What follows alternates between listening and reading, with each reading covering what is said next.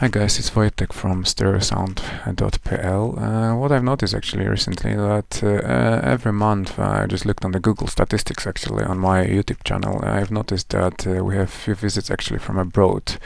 So what I've decided from now on actually that I'm gonna do tutorials in two languages. So it's gonna be the same actually subject, but one tutorial is gonna be in Polish and the other one is gonna be English, so you can understand that. And one might say actually why I just don't put subtitles into Polish, for example, Polish version, but well, I just want to practice my English language skills, so that's the reason behind it. So that's it, yeah.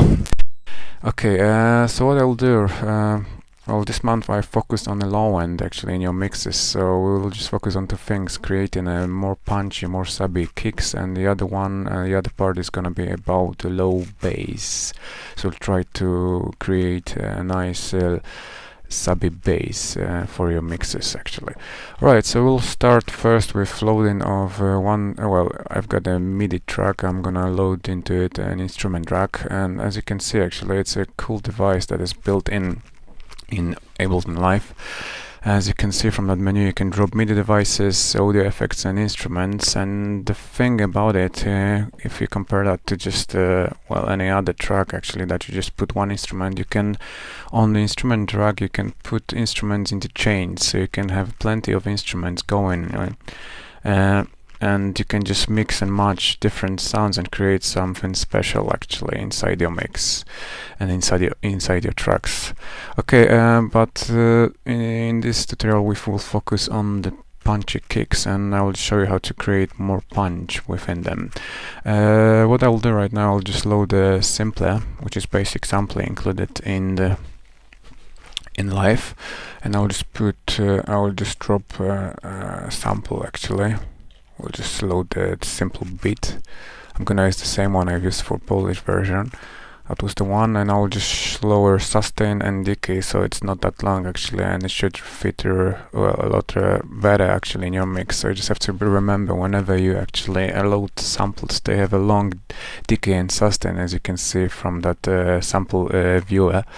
So first thing you should actually do is just to shorten them a little bit by using those parameters. And obviously the other thing you have to make sure actually is just to make to double check the volume actually, because whenever you drop from your browser any samples into sampler, automatically Live will lower the volume up to minus 12 decibels. So you just have to, if you wanna just put the volume up, so you just have to change it.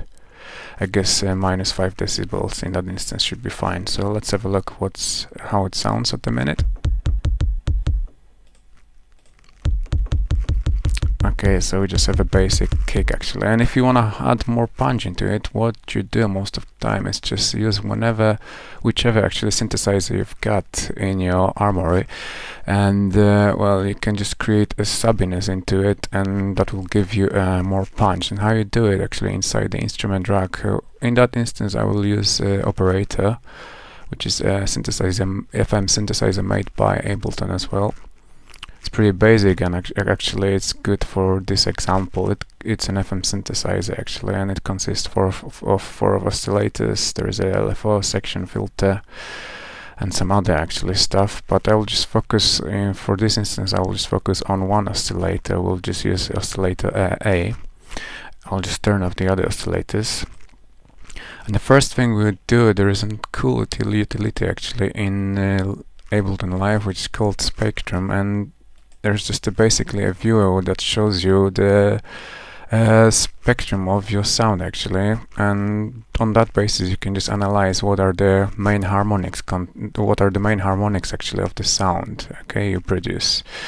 So I'll just switch that kick for the minute, and I'll just show you what's the best way actually to create a subby punchiness to your sound.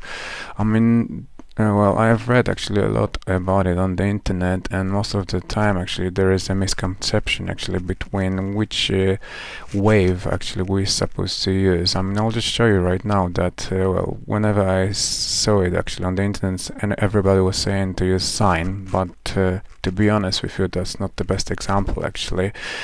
you should actually use more square waves instead of sine, and I'll just show you why. Just we'll click actually automatically when you load the oscillator. It's just it is actually a sine wave at first, so I'll just play some sine waves. Okay, that's the main root. I mean, if you can see on the left hand side, actually that will show you the volume, actually the hertz, the spectrum of it, and the root node actually. So you see that I'm playing C note, C2 note, and the rest is just a really low, hardly you can notice them on this view actually, the harmonics. And if you compare them actually to square note, I'm gonna use square D just in case. I'm just gonna turn that filter on as well, and I'll just lower the frequencies, so it's gonna be more of the same sound, and I'll just transpose it 2 octaves down. Okay, so it's -24. Okay, and let's see what's going on right now actually. Okay, straight away you can see, well, I just lowered it too much I think, but straight away you can see actually that there is a lot more. That's the root node, it's C0, and there is a lot more harmonics on that sound comparing to sine wave. So what it means actually for you in the mix, actually it means basically that this sound will cut through the mix with a lot more punch than comparing to sine wave. So basically whenever you create some punchy sounds, actually like sub kicks and sub bass sounds, you should really use square waves instead of sine waves, because they will cut through the mix a lot better, a lot better actually comparing to sine waves. Okay, so we've got that set right actually. You can use envelope first on the oscillator 8 to make it a bit more punchy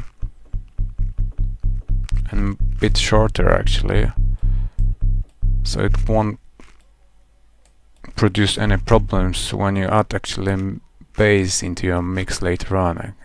And you can also play with your filter envelope. At the moment that the viewer shows that it should work like that, but to turn the envelope on, you have to use this parameter over here.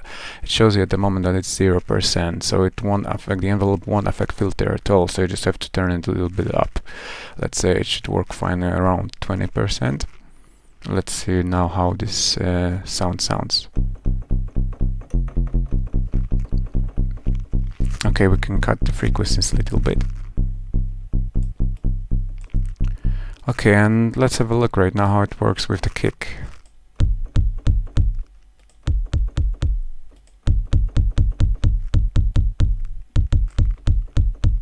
Obviously you have to play also with the volume. If some sound is well, too loud actually, you just have to find the right balance between them so they can mix right in your song, okay?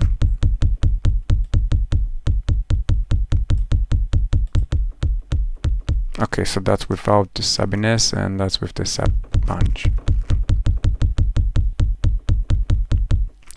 Okay, so to spice it up a little bit, you can also use a compressor or a saturator to make it a little bit more spicy. In that instance, I'm just gonna use a compressor to give it a bit more punch. So you can also load it into that instrument track if you wish, and the best settings actually for that instance are just to make a short attack, so compressor can work straight away, short release as well, so it won't the compressor won't swallow the sound, because if you do a longer release, the whole punch from the kick is gonna be lost actually, and you can use a bigger ratio, so let's say around 5. And the model is fine actually for that instance, and we'll just lower the threshold. So obviously you have to remember, whenever you use a compressor in live, the built-in compressor, you have to turn off that makeup gain, because well, if you leave that option on, it will just put the volume up, and that's not what it's all about. The compression actually, it's just to give a more punch to the sound, but not to gain the things actually up. So you just have to be careful about using that option. So well, whenever I use it, I just switch this off actually, and let's have a look. Let's just lower the threshold.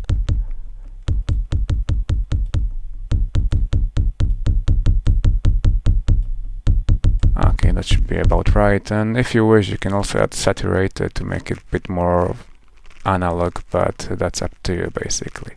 Okay, so that's it, and I will see you in another tutorial. Bye.